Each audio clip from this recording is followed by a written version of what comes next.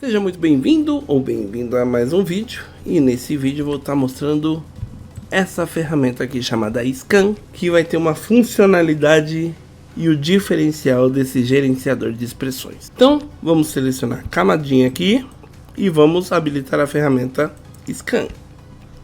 Então selecionei a camada, selecionei a ferramenta de Scan e aqui está visível todas as propriedades e parâmetros que contenham expressões. O diferencial é que você vai poder fazer qualquer alteração nas expressões diretamente aqui nesse gerenciador e atualizar, e ele automaticamente já vai entrar na sua camada. Então, por exemplo, aqui ó, eu vou deixar esse wiggle aqui para 150.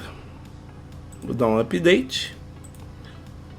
Posso vir aqui ó, rotação, o time eu vou colocar 1000, update, e olha aqui, então ele já aplica na hora.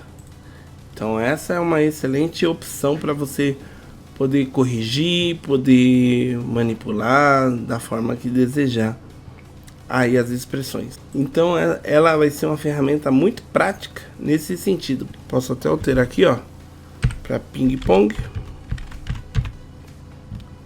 update e pronto, olha isso.